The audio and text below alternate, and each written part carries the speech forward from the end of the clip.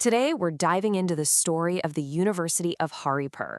Their motto is restoring hope, which you have to admit is a pretty big claim for any university. But this is an institution with a seriously bold story, one about incredible growth, building a community from the ground up, and a really deep sense of national purpose. So what's their secret?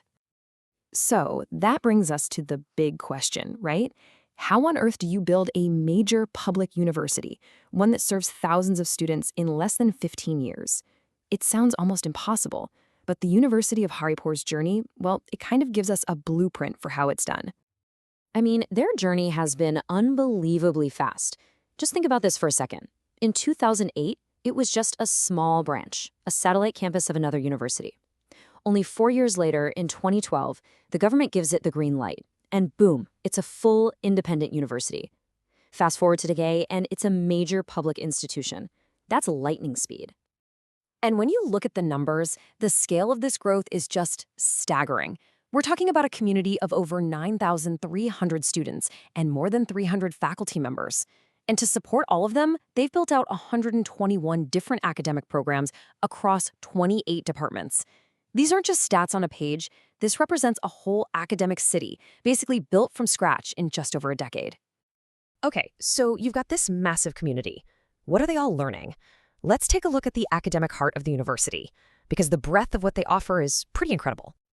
The University of Haripur, or UOH as it's known, organizes its 121 programs into 4 main groups, or faculties. You've got information technology and social sciences, but also basic and applied sciences and biological sciences. This isn't just a random mix, it's a really comprehensive structure that's designed to cover pretty much every field of modern study you can think of.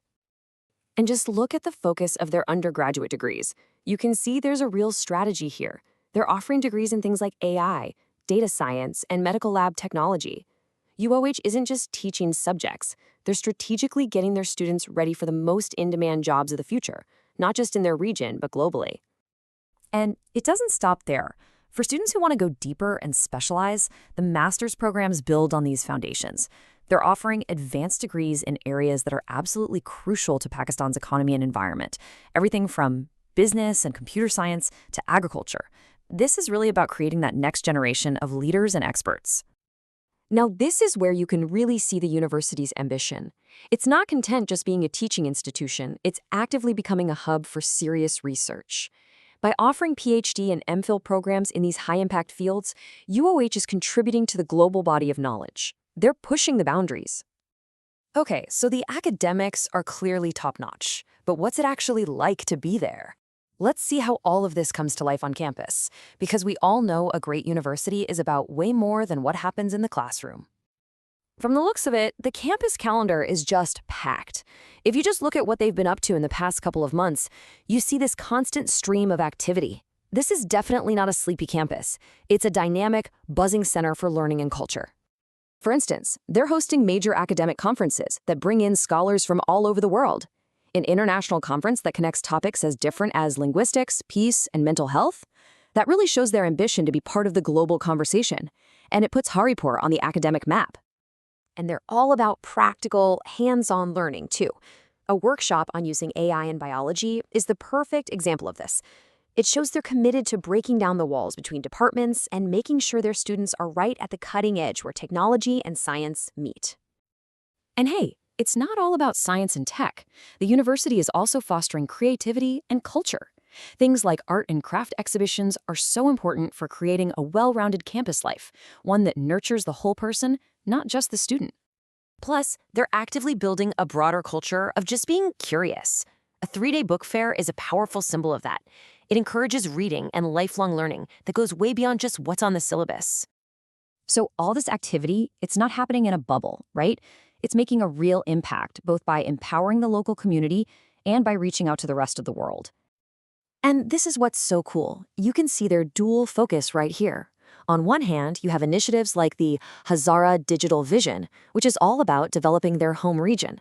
But on the other hand, the university's leadership is out there building partnerships in China and representing the school in London. They're totally acting locally while thinking globally. And all of that global engagement, it's paying off. Getting a spot in the prestigious Times Higher Education World University Rankings is a massive deal for any university, let alone one this young. It's a huge stamp of approval from the outside world that their quality is meeting a global standard. And it's not just international groups that are taking notice. Back home, Pakistan's Higher Education Commission checked in on the university's Quality Enhancement Cell. That's basically the internal team that makes sure standards are high. And they got a really impressive score of over 83%, a clear sign that their own internal systems are rock solid. But beyond the rankings, the programs, and all the campus events, there really seems to be a deeper philosophy driving the University of Haripur. So, what is its ultimate mission? What's the why behind it all? The university features this incredibly powerful quote, and it really frames everything they do. The idea is simple, but it's also profound. The fastest way to destroy a nation isn't with bombs, it's by letting the quality of education slide. A nation's entire future is literally decided in its classrooms. And the message here is a stark warning. When education collapses, everything else follows. You get doctors who don't know what they're doing, engineers whose buildings fall down. The whole system fails.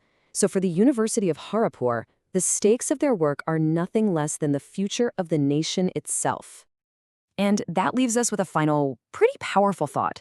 In a world with so many challenges, what is the real role of a university? The story of the University of Haripur suggests an answer. It's not just about handing out degrees. It's about being the very foundation of a healthy, thriving society. And it's a reminder that by investing in education, we are, quite literally, restoring hope for the future.